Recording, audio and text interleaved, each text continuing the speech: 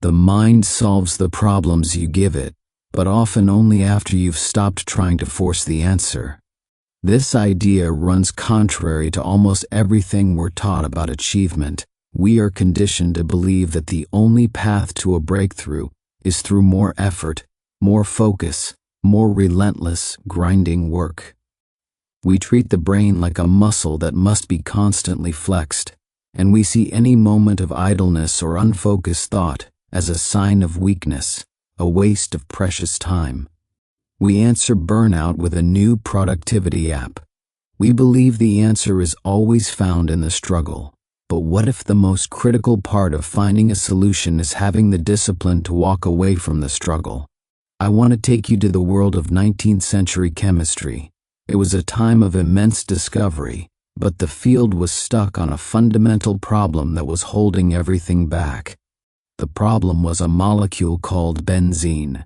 Scientists knew its chemical formula, C6H6, 6 carbon atoms and 6 hydrogen atoms, but they could not figure out how they were arranged. Every model they tried, every linear chain they drew, violated the basic rules of chemistry.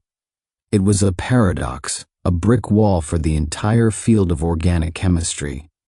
One of the scientists obsessed with this problem was a man named Auguste Kekule.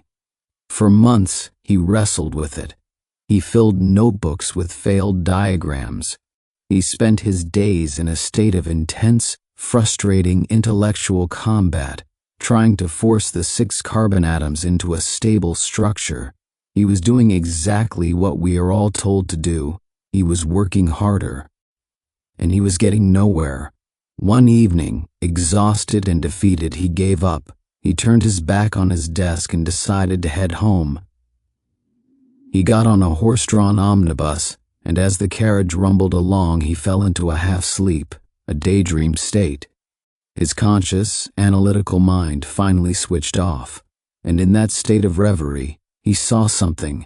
He saw the atoms, which had tormented him all day, now dancing playfully before his eyes.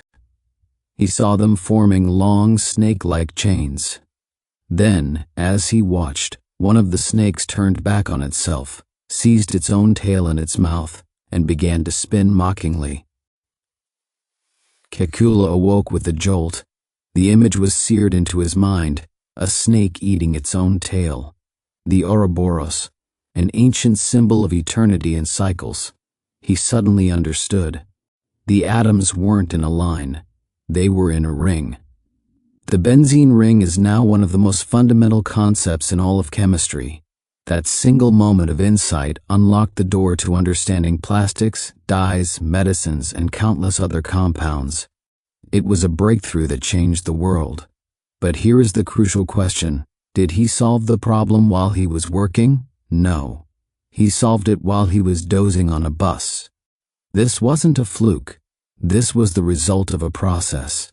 He had spent months in what we now call the saturation phase, loading his brain with all the necessary information, with every facet of the problem.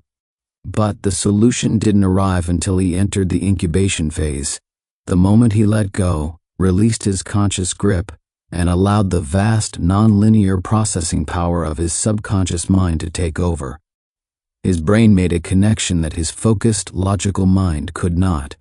It connected the ancient symbol of a snake to the modern problem of a molecule. We live in a world that is terrified of this incubation phase. We are terrified of being bored, of being unproductive, of being disconnected.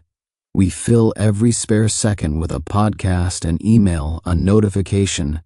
We don't stare out of windows anymore. We don't allow for daydreams. We have saturated our minds, but we have given them no time to incubate. The lesson from Kekule's story is not to be lazy. The hard work is essential. But the real challenge, the one that requires a different kind of discipline, is to trust the process. It's to understand that after you have given a problem your full focused attention, the next step may not be more focus. It may be a walk, a nap, or a quiet bus ride. It is to have the courage to stop forcing the answer, so that you can finally give it the space to arrive. Of course,